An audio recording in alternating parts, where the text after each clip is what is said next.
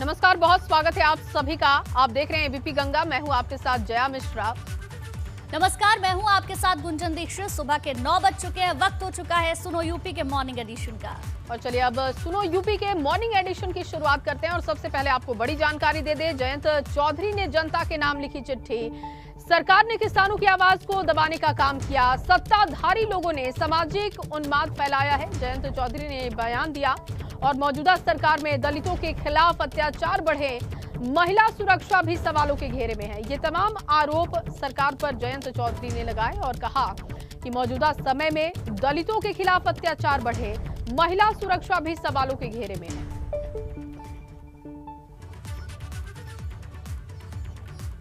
तो देखिए, तस्वीर भी आपको दिखा रहे हैं जो एक पत्र लिखा गया है जयंत चौधरी ने जनता के नाम। ये जो चिट्ठी लिखी है उसकी तस्वीर आप अपनी टेलीविजन स्क्रीन पर देख रहे हैं।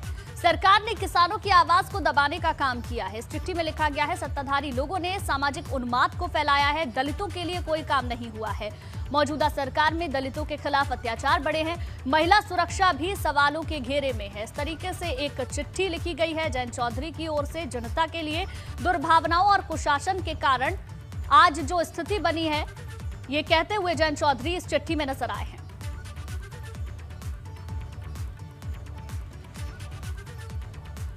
और उधर पश्चिम यूपी के सियासी रण में गाजियाबाद पर सबकी नजर है। आज गाजियाबाद में सियासी दिग्गजों का जुटना है और सपा रालोद गठबंधन के अखिलेश जयंत चौधरी आज यहां पर संयुक्त प्रेस कॉन्फ्रेंस करेंगे। कहा यह भी जा रहा है कि गठबंधन के ऐलान के बाद अखिलेश यादव और जयंत चौधरी का एक साथ गाजियाबाद का ये पहला दौरा है। Press conference Vedanta farm house पर दोपहर 12 बजे के करीब होगी और इसके लिए दोनों दलों के नेताओं में खासा उत्साह भी है। सीएम योगी आदित्यनाथ मुरादनगर में प्रभावी मतदाता संवाद कार्यक्रम को संबोधित करने वाले हैं। तो दो बड़े दलों की तरफ से कार्यक्रम आज तय किए गए हैं। एक तरफ जयंत चौधरी, अखिलेश यादव प्रेस कॉन्फ्रेंस करेंगे तो दूसरी तरफ मुख्यमंत्री योगी आदित्यनाथ भी जनता से संवाद करेंगे। जाटलैंड के जंगबाज और क्या पूरा समीकरण है, ये भी हम आपको समझाने की कोशिश करेंगे। गाजियाबाद में सपा रालोद का संयुक्त कार्यक्रम आज होने जा रहा है। अखिलेश जयंत संयुक्त प्रेस कॉन्फ्रेंस करने वाले हैं। विजय रथ में सवार होकर लोगों से भी मिल सकते हैं, इस बात की जानकारी है। और इसके बाद दोपहर 3 बजे हापुड़ पहुंचेंगे अखिलेश यादव। गढ़मुक्तेश्वर में अखिलेश की प्रेस कॉन्फ्रेंस होने वाली है, जिसके लिए तैयारियां कर ली गई हैं और बताया जा रहा है कि दोपहर 3 बजे हापुड़ अखिलेश यादव पहुंच जाएंगे। जानकारी इस बात की भी है कि विजय रथ में सवार होकर लोगों से वो मिल सकते हैं। चलिए अब गुंजन के पास चलते हैं और जानते हैं कि क्या उनके पास जानकारी है। बिल्कुल, इस पर पूरी जानकारी जया ले लेते हैं। हमारे संवाददाता शक्ति सिंह हमारे साथ जुड़ गए हैं। शक्ति, अगर देखें तो लगातार पश्चिमी उत्तर प्रदेश पर दोनों ही बड़ी राजनीतिक पार्टियों की नजर है, चाहे बात भाजपा की हो या फिर बात समाजवादी पार्टी की हो। आज क्या कुछ रहने वाला है गाजियाबाद में? देखिए, अगर गाजियाबाद की बात की जाए तो गाजियाबाद में यहाँ पर जो आरएलडी और सपा का जो गठबंधन है, उसमें यहाँ 3 रालोद के जो प्रत्याशी हैं और 2 सपा के हैं। तो उनके लिए यहाँ पर आकर एक मैसेज दिया जाएगा और प्रेस वार्ता को संबोधित किया जाएगा कि आप कहते हैं मीडिया के माध्यम से कि आप इन्हें जिताएं और इन्हें ही वोट दें। तो कहीं ना कहीं लगातार जो पश्चिम में इस समय लगा एक डेरा डाल दिया, सभी नेताओं ने पश्चिमी उत्तर प्रदेश में इस समय अपना डेरा डाल दिया है। वहीं बताया ये भी जा रहा है कि अखिलेश यादव कल जिस रथ से सवार होकर मुजफ्फरनगर से मेरठ आए थे, तो यहाँ से भी गाजियाबाद से भी वो हापुड़ जा सकते हैं। लेकिन अभी तक इसकी कंफर्मेशन कुछ नहीं है कि अखिलेश यादव उससे जाएंगे या नहीं जाएंगे। लेकिन उससे पहले 12 बजे एक प्रेस वार्ता होगी। प्रेस वार्ता में आज का जो पक्ष होगा वो रखेंगे अखिलेश यादव और जयंत चौधरी कि अपनी तरफ से वो क्या बात रखना चाहते हैं। जैसे कि अभी जयंत चौधरी ने एक चिट्ठी लिखी और चिट्ठी में आरोप लगाया सरकार के ऊपर। तो कहीं ना कहीं सरकार के ऊपर जो आरोप है वो तो लगते ही रहेंगे, क्योंकि इस समय राजनीति है और चुनाव है। तो ये राजनीति चुनाव है, तो कहीं ना कहीं अब लगातार जिस तरीके से आरोप प्रत्यारोपों का जो दौर है वो शुरू हो चुका है। जिस तरीके से अगर कल हम बात करें तो अखिलेश यादव से जब हमारी बात हुई तो अखिलेश यादव ने कहा कि जो सपा के जो बीजेपी के जो लोग हैं वो कोरोना बांट रहे हैं, थूक लगा के पर्चे बांट रहे हैं। उसी दौर पे लगातार दोनों ही तरफ से जो आरोप है वो लगाए जा रहे हैं। वही कहा जा रहा है, अगर माना जाए मुख्यमंत्री योगी आदित्यनाथ का, तो उन्होंने पहले ही कह दिया कि समाजवादी पार्टी ने हिस्ट्री शीटर बदमाशों को टिकट दिए हैं जो कि समाज के लिए अच्छा नहीं है। तो इस तरीके के मैसेज चल रहे हैं। वहीं अगर बात की जाए गाजियाबाद की, तो गाजियाबाद में आज मुख्यमंत्री योगी आदित्यनाथ भी रहने वाले हैं, जहां पर वो मुरादनगर जो सीट है, मुरादनगर सीट पर वहां जाएंगे और जो कार्यकर्ताओं को संबोधित करेंगे, जो प्रबुद्ध वर्ग है उनके लोगों से मिलेंगे और उसके बाद एक नॉर्मली जो लगातार जो सभी नेता कर रहे हैं, डोर टू डोर जो कार्यक्रम है उसको भी आगे करेंगे। तो एक मैसेज मीडिया के माध्यम से एक मैसेज है ये, क्योंकि इस बार जो रैलियां हैं, बड़े दर्जे पे जो रैलियां बुलाई जाती है, पार्कों में जो बुलाई जाती थी, जिनमें हजारों की भीड़ जुटती थी, कई हजार या लाखों की भीड़ जुटती थी, अभी तक उस पर बैन है। तो उस पर बैन है, इस चीज़ के चलते अब एक मीडिया का ही माध्यम है जिससे कि अपने जो सभी नेता हैं वो अपनी बातों को पहुंचाने में लगे हुए हैं। तो अब रोज़ाना, यानी कि कहीं ना कहीं रोज़ाना अखिलेश यादव अब कहीं ना कहीं प्रेस वार्ता जरूर रखते हैं। वहीं अगर बात की जाए अमित शाह की, तो अमित शाह आज मुजफ्फरनगर में रहने वाले हैं। तो अब ये लगातार जो कार्यक्रम है वो सभी नेता जो है वो पश्चिमी उत्तर प्रदेश में अपना डेरा जमाए बैठ गए हैं। तो कहीं ना कहीं जो निगाहें हैं पश्चिमी उत्तर प्रदेश से हैं, क्योंकि जब प्रथम चरण का पहला चुनाव होता है तो उसी की जो हवा होती है वो अगले चरण पर चलती है कि वहां पर क्या रहा और कैसे रहा। सरकार पर निशाना साधा था, कई आरोप भी लगाए थे। जयंत चौधरी ने आज एक चिट्ठी भी लिखी है और उसमें भी महिला सुरक्षा को लेकर, दलितों की सुरक्षा को लेकर सवाल उठाए हैं। तो ऐसे में देखना होगा कि आज जब मुख्यमंत्री गाजियाबाद में होंगे, मुरादनगर में होंगे, तो वो किस तरीके से इसे डिफेंड करते हैं, किस तरीके से काउंटर करते हैं। बहुत शुक्रिया आपका तमाम जानकारी के लिए। और कल जब अखिलेश मुजफ्फरनगर पहुंचे थे तो एबीपी गंगा ने उनसे खास बातचीत की थी। उन्होंने क्या कुछ कहा, आपको सुनवाते हैं। यादव जी मुलायम सिंह जी के पुत्र हैं, जिन्हें धरती पुत्र कहा जाता है। वहीं अगर जयंत चौधरी जी की बात की जाए तो जयंत चौधरी जी किसानों के मसीहा, यानी कि इनके दादाजी किसानों के मसीहा। तो दोनों एक बार फिर निकले। सर, क्या ये जोड़ी एक बार फिर नंबर 1 बनेगी?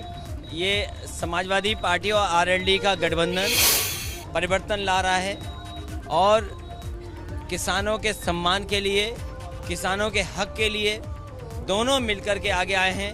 नकारात्मक राजनीति खत्म हो, जो समाज में बंटवारा करते हैं वो खत्म हो। एक बार पुनः जो गंगा जमुनी संस्कृति है, जो एक दूसरे के साथ रह करके जो लगातार यहाँ के क्षेत्र के लोगों ने यहाँ खुशहाल बनाया, एक बार फिर उसी दिशा में हम दोनों मिलकर के चले। सर, जो आपने संकल्प पत्र दिया है, क्या एक बार जनता को ये बता दीजिए कि आप उस संकल्प पत्र में जो बातें लिखी हैं क्या वो पूरी होंगी? क्योंकि हमेशा संकल्प पत्र देखे हैं जनता ने, जनता एक बार जानना चाहती है। सर देखिए, समाजवादी पार्टी ने जब भी अपना घोषणा पत्र और संकल्प पत्र दिया होगा और जनता का भरोसा अगर मिला है तो उसको पूरा किया है। एक सवाल और, क्योंकि प्रेस कॉन्फ्रेंस में हम भी मौजूद थे और आपने कहा कि बीजेपी वाले कोरोना बांट रहे हैं, तो सर वो कोरोना कैसे बांट रहे हैं? एक सवाल छोटा सा। नहीं, जहाँ तक हम लोग नियम का पालन कर रहे हैं, वहीं भारतीय जनता पार्टी का अभी 2 दिन पहले जो कार्यक्रम देखे हैं उसमें जिस तरीके से बिना मास्क लेकर के हम लोग तो लगातार पालन कर रहे हैं। और आज क्योंकि आपसे बातचीत हो रही इसलिए मास्क नहीं है, नहीं तो किसी भी फ्रंट कॉन्स में किसी कार्य में कोशिश करते कि मास्क लेकर करके जाएं। लेकिन बीजेपी के लोग जो पर्चे बांट रहे हैं वो सुनने में आया है कि पहले उसको चाट रहे हैं और फिर पर्चे बांट रहे हैं। अब 2 सवाल जयंत चौधरी जी से भी कर लेते हैं। जयंत चौधरी जी,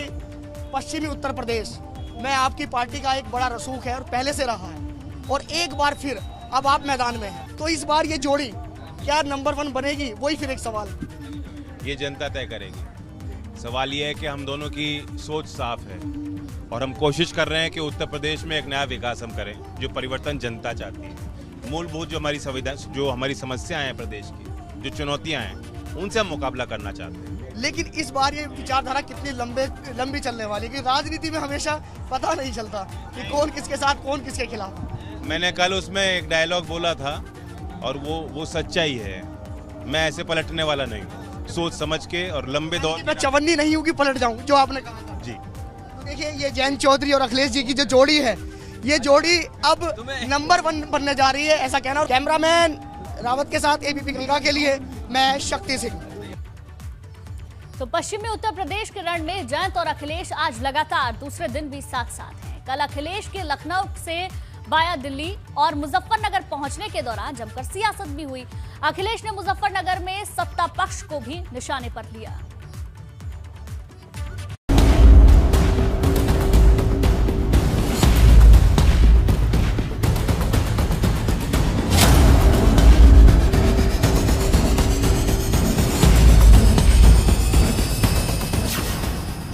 का महादंगल, मुजफ्फरनगर में जयंत अखिलेश का महासंगम।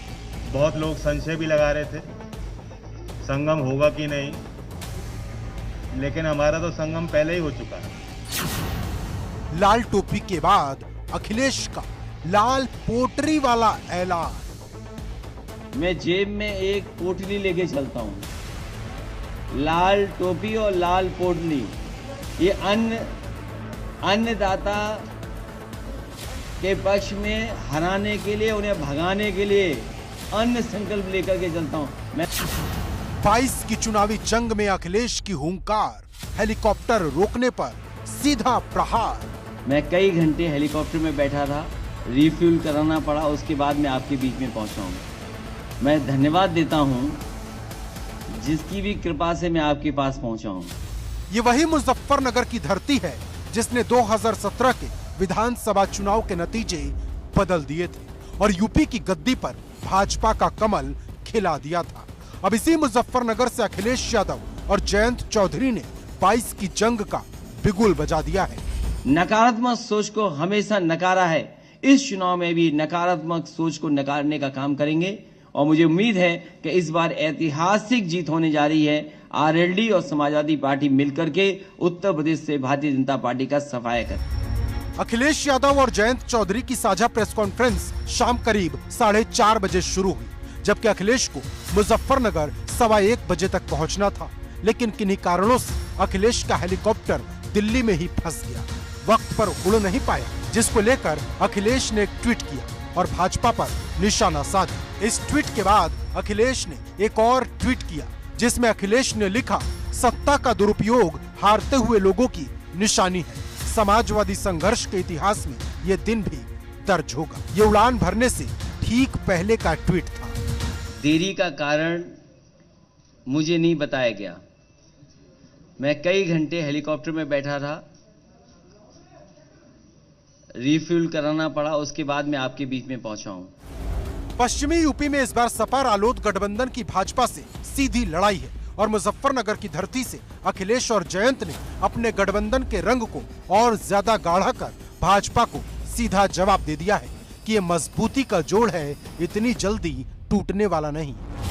बहुत लोग संशय भी लगा रहे थे संगम होगा कि नहीं, लेकिन हमारा तो संगम पहले ही हो चुका है। हमारा निर्णय ठोस है। उनका न्योता कौन स्वीकार कर रहा है? और सोचो हालात कैसे हैं। देखिए उनके हालात कैसे हैं, उनके सोचो, न्योता देना पड़ रहा है।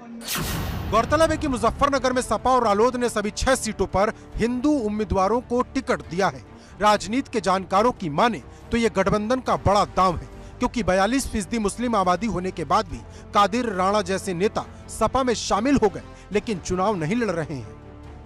दरअसल सपा और रालोद नहीं चाहते फिर से हिंदू मुसलमान हो और भाजपा को फायदा मिले। यही वजह है कि अखिलेश लगातार अन्न संकल्प के साथ 300 यूनिट फ्री बिजली, 15 दिन में गन्ने का भुगतान और किसानों को मुफ्त सिंचाई जैसे वादे कर रहे हैं।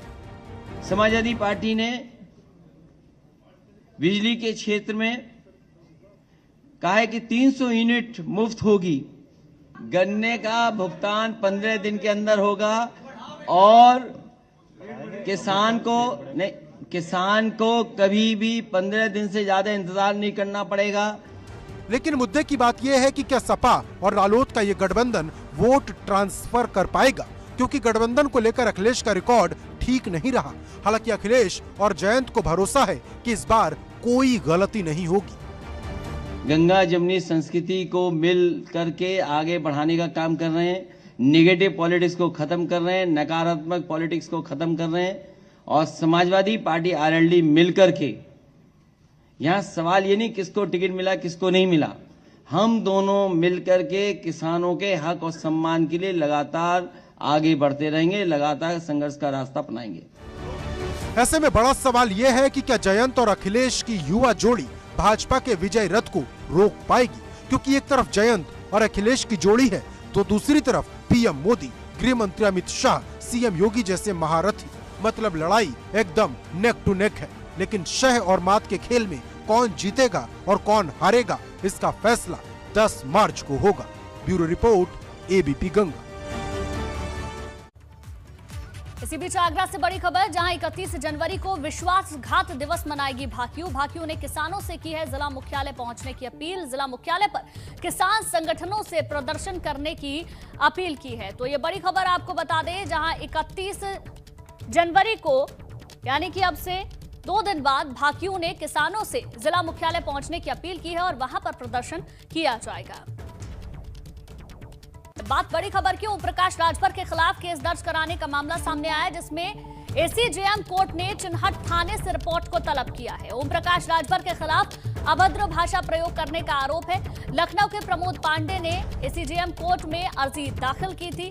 भाजपा नेताओं के खिलाफ अभद्र भाषा प्रयोग करने का आरोप लग रहा है। अब 31 जनवरी को इस पूरे मामले पर अगली सुनवाई होगी।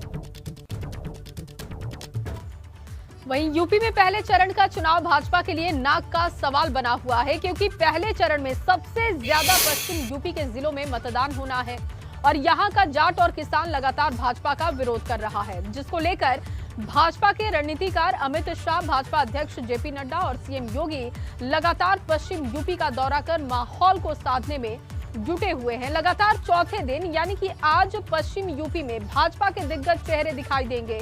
अमित शाह आज मुस्लिम और जाट बाहुल्य मुजफ्फरनगर में होंगे।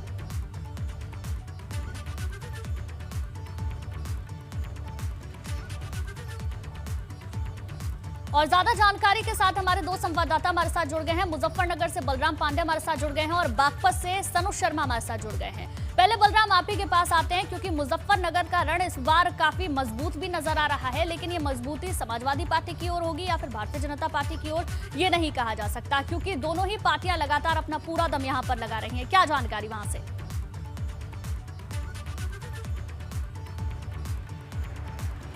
देखिए, अगर पश्चिमी उत्तर प्रदेश की बात करें तो ये जाट और किसान बाहुल्य इलाका है। यही वजह है कि हर राजनीतिक दल पश्चिमी उत्तर प्रदेश में अपनी बिसात बचाने में लगे हुए हैं। कल जयंत चौधरी और अखिलेश यादव ने मेरठ और मुजफ्फरनगर में प्रेस कॉन्फ्रेंस कर अपनी बातों को रखा और उन्होंने किस तरीके से जाट और किसानों को साधने की कोशिश की प्रेस कॉन्फ्रेंस के जरिए, वो भी सभी ने देखा। और यही वजह है कि रालोद और सपा गठबंधन ने मुजफ्फरनगर में सभी प्रत्याशी हिंदू उतारे हैं, जबकि यहां पर 40% से ज्यादा मुस्लिम वोटर हैं। और सबसे बड़ी बात यह है कि कादिर राणा जैसे बड़े व्यक्तित्व को भी उन्होंने चुनाव मैदान में नहीं उतारा और माना जा रहा है कि कहीं ना कहीं एक बड़ा दांव अखिलेश यादव ने पश्चिमी उत्तर प्रदेश में खेला है। यही वजह है कि भारतीय जनता पार्टी की नींद उड़ी हुई है और सभी दिग्गज पश्चिमी उत्तर प्रदेश में अपनी पुरानी जमीन को बरकरार करने की कवायद में लगे हुए हैं। अगर हम पिछले चुनावों की बात करें तो 2017 में पहले चरण में पश्चिमी उत्तर प्रदेश के 15 जिलों की 73 सीटों पे मतदान हुआ था, जिसमें 51 सीटें भारतीय जनता पार्टी ने जीतकर शानदार कमल खिलाया था और जो सत्ता में काबिज समाजवादी पार्टी थी उसे महज 16 सीटें मिले थी। और कांग्रेस, बसपा और आरएलडी की अगर हम बात करें तो कांग्रेस को महज 2 सीटें मिली थी और वो भी सहारनपुर में। नाक का सवाल है और पश्चिम यूपी में जिस तरीके से भाजपा का विरोध किसानों ने किया है, जाटों ने किया है, कहीं ना कहीं इस वक्त में बीजेपी के लिए चुनौती बहुत ज्यादा दिखाई देती है। सनुज का मैं रुख करूंगी।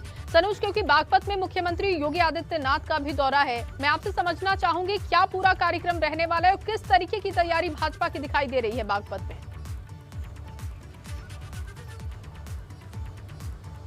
मुख्यमंत्री के कार्यक्रम को लेकर जो बीजेपी कार्यकर्ता हैं वो पूरी तरीके से उत्साहित हैं और जो तीनों प्रत्याशी हैं, बागपत, बड़ौत और छपरौली विधानसभा, बागपत जिले में 3 विधानसभा सीटें आती हैं, तीनों के जो प्रत्याशी हैं वो काफी उत्साहित हैं, चूंकि आज बागपत मुख्यमंत्री पहुंच रहे हैं, वहां को हॉस्पिटल का निरीक्षण करेंगे, कोविड की तैयारियों का जायजा लेंगे कि किस तरीके से तमाम तैयारियां वहां पर की गई है। उसके बाद बड़ौत जाएंगे और बड़ौत जाकर वहां पर डोर टू डोर कैंपेन करेंगे और उसके बाद छपरौली भी मुख्यमंत्री को जाना है।